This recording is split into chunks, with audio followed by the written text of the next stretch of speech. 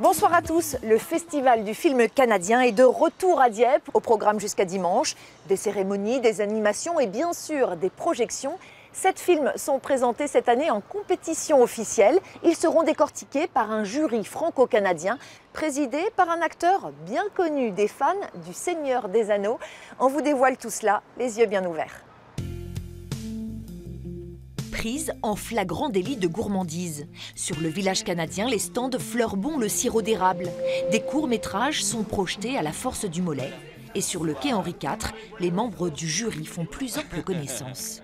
Moi, je quitterai plus la Normandie. J'adore la Normandie. Fabienne Thibault, Claude Duty, Marthe Villalonga, Alexis Dessau ou Jules Citruc, réunis autour de leur président, l'acteur John Rhys Davies. Il s'est distingué dans Victor Victoria, Indiana Jones ou encore Le Seigneur des Anneaux. À travers ce festival, le Gallois veut honorer la mémoire des jeunes soldats canadiens tombés à Dieppe en 1942. Aujourd'hui, on devrait se rappeler de ces jeunes hommes, non parce qu'ils l'auraient voulu, mais simplement parce qu'ils étaient jeunes. Et nous, on vit. On doit célébrer la vie, la gaieté, la joie,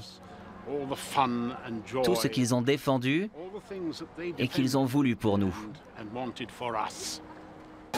John Rhys Davies et les membres du jury devront scruter les 7 films de la sélection officielle. Documentaires ou fiction, comédie ou tragédie. À genoux, assis, debout, réagissez, let's go. On est juste lundi matin, on dirait qu'on est vendredi.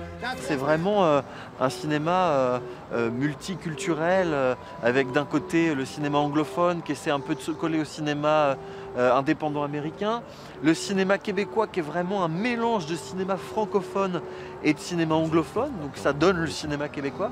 Et puis il y a ce nouveau cinéma qui apparaît, qui est le cinéma inuit et autochtone. Certains films seront projetés en présence du réalisateur comme Don't Talk to Irene, une comédie rafraîchissante sur une ado qui rêve de devenir pom-pom girl. C'est intéressant de voir la façon dont les blagues et les répliques sont traduites, de voir comment ici on va réagir, si on va trouver cela plus drôle qu'au Canada, aux États-Unis ou dans les autres pays. Les membres du jury devront donc départager tous ces films. Marthe Villalonga veut se laisser surprendre. Je ne fais pas de pronostic avant. Ça ne m'intéresse pas. J'aime bien découvrir. Que ce soit drôle, que ce soit pas drôle, que ce soit triste, peu importe. Les projections se feront à Dieppe, scène nationale et au cinéma Rex. Dans le public, il y aura des distributeurs venus de la France entière pour faire leur marché, car ces films canadiens sont tous présentés en avant-première.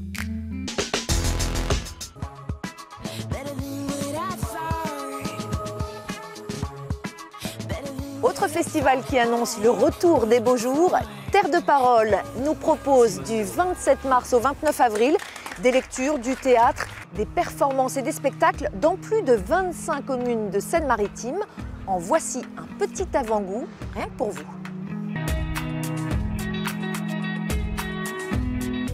Est-ce l'État qui fournit l'arme à l'assassin, lui ordonne ou presse son doigt malgré lui sur la détente ?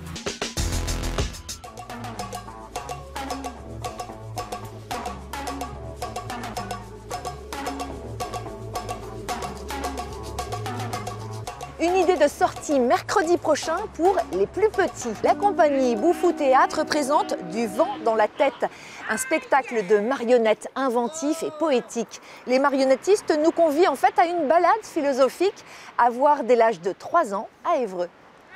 Coucou. Oula. Hop là.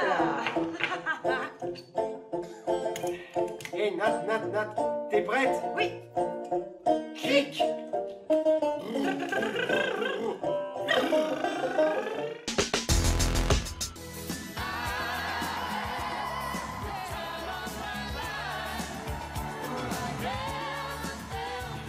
C'est un spectacle délicieusement régressif. Dirty Dancing, la comédie musicale adaptée du film culte des années 80, cartonne dans la France entière. Sur scène, 26 artistes reproduisent fidèlement les chansons et les chorégraphies du film, à savourer jeudi prochain au Dock Océane du Havre. Attention, il ne reste que quelques places. C'est l'histoire de Johnny et de Bébé, un bad boy irrésistible et une jeune fille de bonne famille. Le décor, un camp de vacances dans les années 60 et des jeunes qui se déhanchent entre mambo et rock'n'roll. De l'amour, un peu de sexe. Et quelques répliques devenues cultes. On laisse pas bébé dans un coin. Vous avez là les ingrédients de Dirty Dancing. Le film est sorti en 1987. 200 millions de dollars de recettes plus tard, le voici sur scène.